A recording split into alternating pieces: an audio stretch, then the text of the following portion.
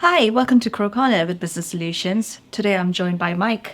Hey, And we'll be going through some of the questions about employment in the UK, especially for international businesses. Mike, so having worked with a lot of international businesses in the UK and their setup of hiring new people and the operations, it is quite challenging, especially when you're new to the employment sector here in the UK and the employment laws associated with it. How does that fit into the agile working policy, and what do they need to consider? Yeah, so the first thing to consider is knowing your compliance. And the landscape has changed recently with right to work because of Brexit. So if you're not an Irish or UK national, there's generally a requirement to either have settled status or be sponsored by an employer in the UK or have a specialised work visa. And that could generally lead on to the type of entity that you need to have in place as well. One thing that we would always suggest is know your right to work, because if the authorities check and carry out an audit, you could be criminally liable for not having the right to work process in place. That's interesting. So I've had a couple of clients coming up with requests about, the digital nomads and working anywhere and everywhere, and they don't necessarily get their policies right. Exactly what you're saying. They need to do their due diligence and make sure that the compliance is in place and think about the bigger picture. So the next thing we also need to consider is the type of entity. If you're sponsoring an employee, you're going to need to have a local UK limited company in the UK.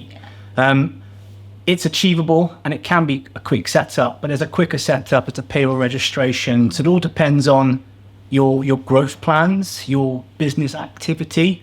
That's interesting. And the type of hires you're going to get in, that dictate the entity that you put in place as well. And getting the immigration law right. Exactly that as well, angle. Yeah.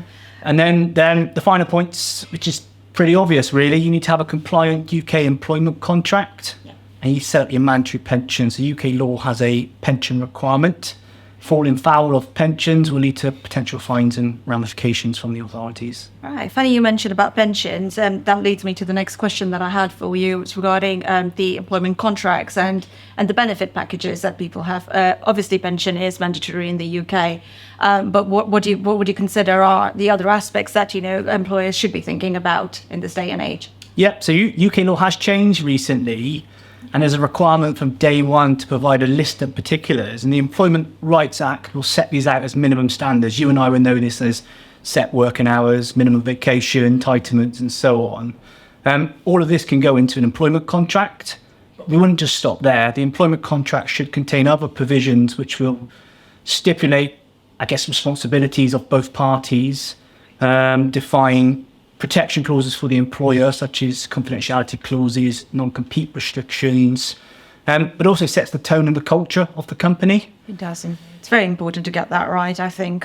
Otherwise, just a great resignation. People start moving on, isn't it? Just looking for the best fit for them. Exactly. And if you don't have the contract right, it then sets you up to fail if there's an employee claim. Because if there is a claim, the first thing we're going to look at is, okay, let's see what you've contractually obligated yourself into. And let's see if you've followed that correctly in accordance with the law. So the other question that I have for you, Mike, is about rewarding employees. Yes, the mandatory stuff is there, but what are the frills? What's in the market at the moment that are attracting talent? Yeah, and that's an important question. So I would say the market's changed. We're not driven by salary only now, and professionals and working families need to have some sort of flexibility with their offering. So we're not only seeing private medical life insurance offered as a standard. We need to think about what are the non-monetary benefits that I can provide to my workforce that puts me above the rest of the market. And what we're generally telling our clients to do is look at agile working, look at flexibility.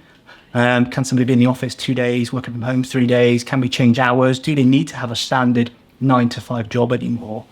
We're also looking at salary sacrifice arrangements, because it can generally help somebody set up a policy. And also then following from that, it's thinking about your leave entitlements, your family friendly. Can we offer an enhanced maternity package and such?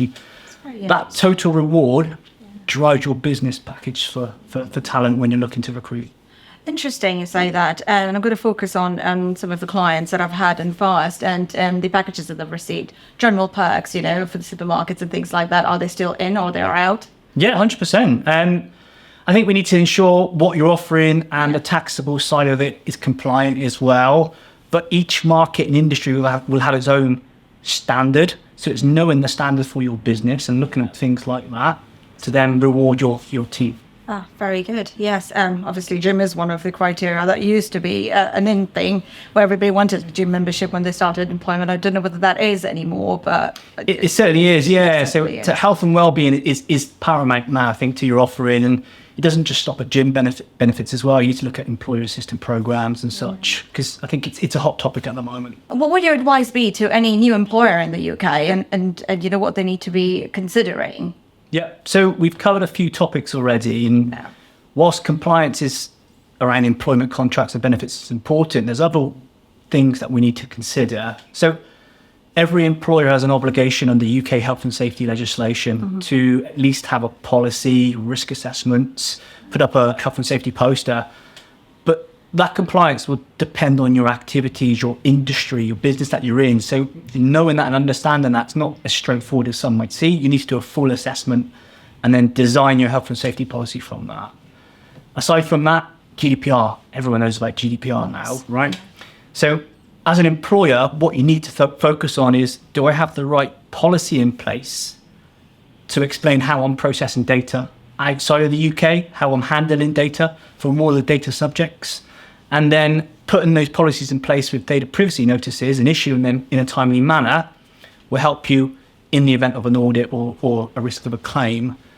There's also anti-money laundering, bribery legislation. Falling foul of those regulations have huge ramifications for the business, and you generally find that large businesses that do fall foul might be in the paper. There've been news articles about it and such. So what we always suggest is look at your policies, look at your handbook. That will drive compliance, it drive culture, and it'll help you be a success in the UK. But the one thing I would always say is, because of the nuances by industry, the differences in each role and the person that you hire, you need to have a conversation before you go into the market to understand what do I need to know, what do I need to do before I want to offer a candidate, and then it sets you up for success. That's very interesting. Last but not the least, and this is going to touch on the international aspect of it.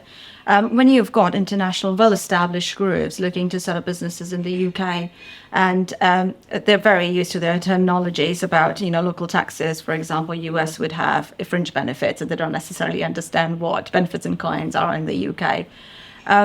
What have you seen in terms of matching the UK employment contract to international contracts in your experience? So I simply say apple and oranges. There's no way to match, right? What we do try and do is say, okay, you've got a standard in the US. You might have a handbook in the US. Yeah. We can see how we can apply that to the UK as best as you can. But you need to understand the UK market. It's its own monster. You need to be able to manage that correctly and go into that without thinking about what do we have here, what do we have there. Thanks, Mike. I hope you enjoyed today's episode. We'll see you next time.